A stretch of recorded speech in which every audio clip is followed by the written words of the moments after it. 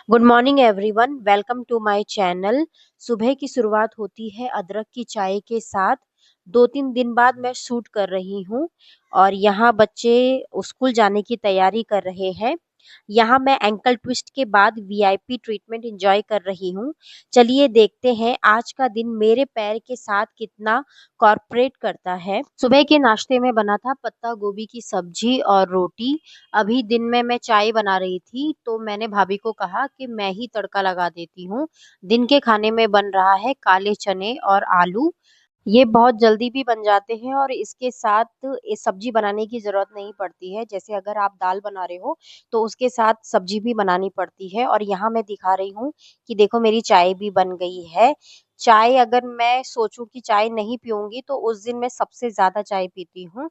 और दिन का खाना तैयार हो चुका है। ये भाभी और मैं जल्दी जल्दी खाना बना लेते हैं जिससे क्या हो कि हम लोग मूवी देख लेते हैं नेटफ्लिक्स में, क्योंकि अभी तो मैं ऐसी हालत में कहीं बाहर जा नहीं सकती हूँ, क्योंकि कहीं भी जाऊंगी तो चलना पड़ेगा। और फिर इसलिए मैं अभी नहीं जा रही हूँ। अभी मैं अपने पैर को सेक रही थी तो मेरी भतीजी ने कहा कि बुआ मेरे साथ लूडो खेल लो। तो मैं उसके साथ लूडो खेल रही थी क्योंकि आज उसका ट्यूशन नहीं था तो इसलिए वो मेरे साथ बैठ गई थी। ज्यादातर हम लोग 5-6 बजे बाहर घूमने चले जाते हैं, यहीं पास में पार्क है तो बच्चे वहां खेल लेते हैं और हम लोग वहां वॉक ले लेते हैं।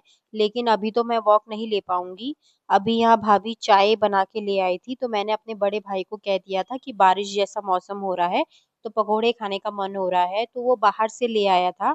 उसने मुझे कहा था कि यहाँ बाहर में अलग अलग तरीके के पकोड़े मिलते हैं। तो ये है प्याज के पकोड़े। प्याज के पकोड़े अच्छे लगते हैं मुझे।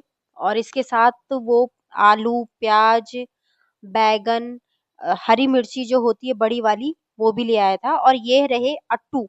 यहाँ पे इसको अट्टू बोलते हैं और इस अट्टू को भी बेसन में मिला के उसके भी पकोड़े दे रखे थे उन्होंने। और जो हमारे यहाँ, मतलब हमारे यहाँ तो नहीं, जब मैं मुंबई में थी तो बड़ा बड़ा होता है यानी कि आलू का, तो उसको भी उसका भी बड़ा पकोड़ा बना रखा था। पकोड़े खाने के बाद मेरे भाई ने कहा इसको पी के देख। तो ये है मेरे भाई की बेटी जो मेरी एक्टिंग कर रही थी और कह रही थी बुआ ऐसे कौन करता है, आपके पैर में चोट लगी हुई है फिर भी आप वीडियो बना रही हो। ये हमेशा मेरी एक्टिंग करती रहती है। और ये है नेक्स्ट डे का वीडियो। मैं ज्यादा शूट नहीं कर रही हूँ और मेरे बड़ा भाई भी मना कर रहा था कि रहने दे मत बनाया करिए ब्लॉग वगैरह। तो फिर मैंने भी सोच लिया था अरे छोड़ दो, लेकिन फिर आदत से मजबूर।